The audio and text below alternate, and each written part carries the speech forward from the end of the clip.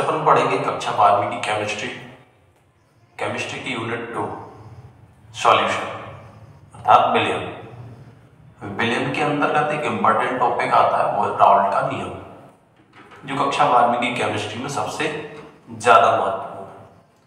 2 अंक, 3 अंक और 4 अंक में इस प्रश्न को पूछे जाने की संभावना सबसे ज्यादा है। राउल्ट का नियम 2 अंक में पूछते हैं तो केवल नियम लिखना है। राउल्ट का नियम क्या है, केवल नियम लिखिए, तो नियम यहां लिखा। 3 अंक में पूछते हैं तब भी आपको नियम लिखना है। 4 अंक में यदि क्वेश्चन आता है कि राउल्ट का नियम क्या है, इसका गणितीय व्यंजक समझाइए, तब आपको नियम भी लिखना है और उसका गणितीय स्वरूप भी समझाना है, मतलब उसका व्यंजक भी आपको लिखना है। पहले क्वेश्चन 5 अंक के भी आते थे, तो 5 अंक में भी आता है, तो आपको यही लिखना है कि राउल्ट का नियम क्या है, उसका गणितीय व्यंजक है, गणितीय स्वरूप समझाइए, तब आपको ये पूरा व्यंजक लिखना पड़ेगा। तो 2 अंक में, 3 अंक में, 4 या 5 अंक में प्रश्न आपको पूरा लिखना पड़ेगा। सबसे पहले अपन समझे राउल्ट का नियम है क्या, इसका प्रतिपादन किया था राउल्ट ने। नियम क्या है? नियम अवाष्पशील विलययुक्त विलयन का वाष्प दाब उसमें विद्यमान या उपस्थित विलायक के मूल प्रभाज के समानुपाती होता है। अर्थात वाष्प दाब जो है वो काय के समानुपाती होगा?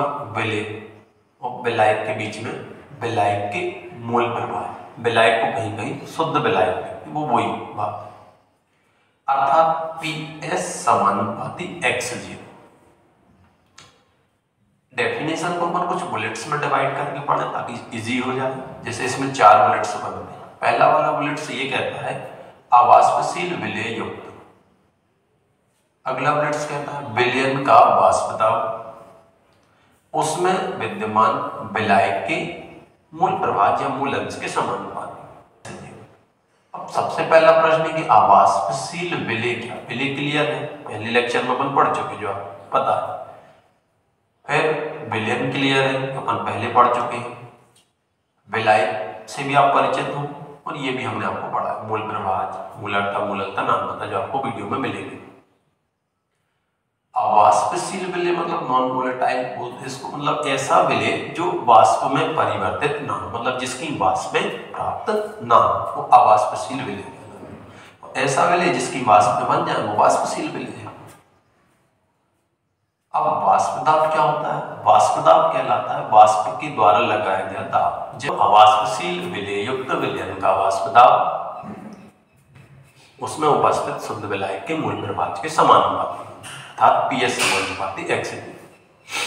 ऐसे बुलेट्स में याद करते हैं और याद करने के बाद इन बुलेट्स को अलग कर देते हैं और एक साथ मर्ज करके लिख देते हैं।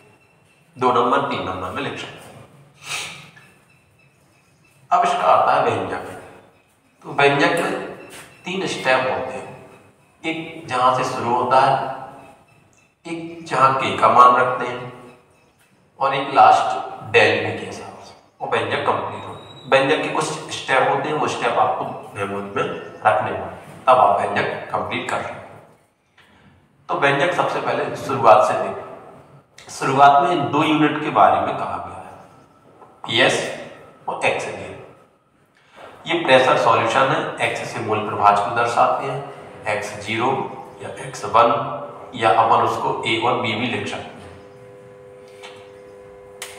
अब यदि अवाष्पशील विलय युक्त विलयन का वाष्प दाब PS है और उसमें विलायक का जो मूल प्रभाज है वो x0 है, मतलब इसमें 2 यूनिट के बारे में लिखा गया है कि PS और x0, तो विलयन का वाष्प दाब अर्थात PS समानुपाती x0।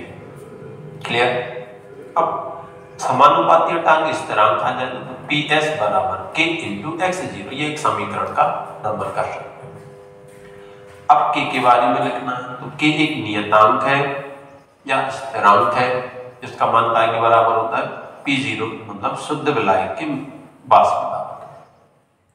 सबसे पहले अपन ने लिखा PS और x0, जो अपन को यहां भी मिले थे, ये PS और x0, इनको अपन ने यहां भाषा में लिख दिया कि PS क्या है और x0 क्या है। K को अपन ने स्थिरांक मान लिया जिसका मान P0 के बराबर है।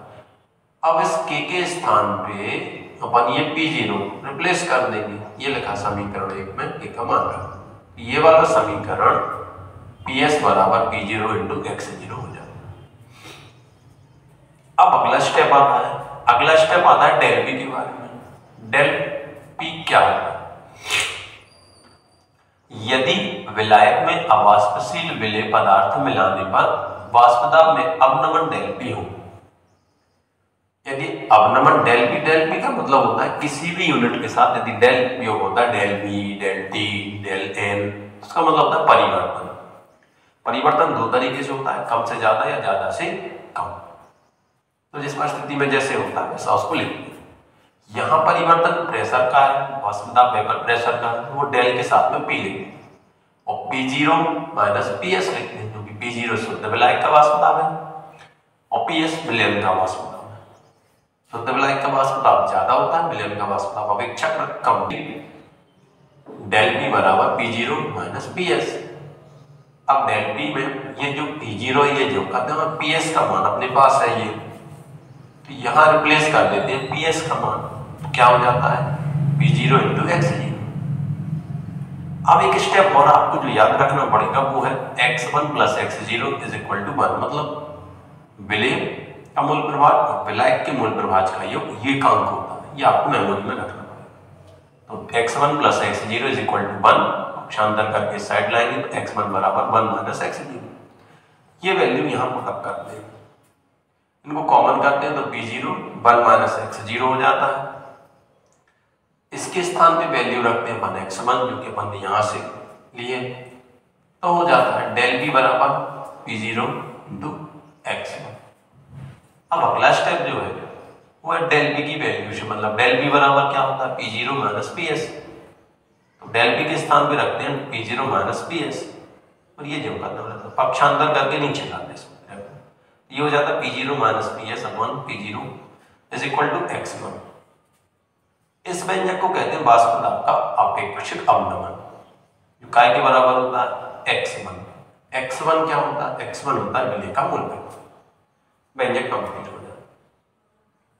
अब सबसे पहले व्यंजक को आपको लिखने के लिए कुछ प्रतीक याद करने पड़ेंगे, जैसे उसमें इकाई है प्रेशर की P0 है और एक PS है, ये शुद्ध विलायक का वाष्पदाब है और ये विलयन का। इन दो यूनिट को आपको याद रखना पड़ेगा जो विलयन में इस राल्ट के नियम में उपयोग में, एक x0 और एक x1, इनको अलग अलग राइटर अलग अलग लिखते हैं, P0 PS भी पढ़ सकते हैं, A और B भी पढ़ सकते हैं, इनको भी A और B और कुछ प्रतीक भी अलग अलग मिल सकते हैं, लेकिन बेसिक चीज एक ही होती है। एक K जो कि कॉमन है बन जाएगी आपसे 1 2 3 4 और विलेय विलायक और एक अवाष्पशील, इतनी चीजें आपको याद रखनी पड़ेगी और व्यंजक 3-4 बार करके देखोगे तो आपसे बनने लगेगा। ये सबसे इंपॉर्टेंट प्रश्न है कक्षा 12वीं की इकाई 2 विलयन के लिए। विलयन से राउल्ट का नियम आता ही है और अंक में अलग अलग, कभी 2 कभी 3 कभी 4 अंक। राउल्ट का नियम क्या है? राउल्ट के नियम का व्यंजक आज अपन ने समझा। आप 1-2 बार इसको पुश करके याद भी कर सकते, लिख भी सकते और आप इसको तैयार भी कर सकते। नमस्कार।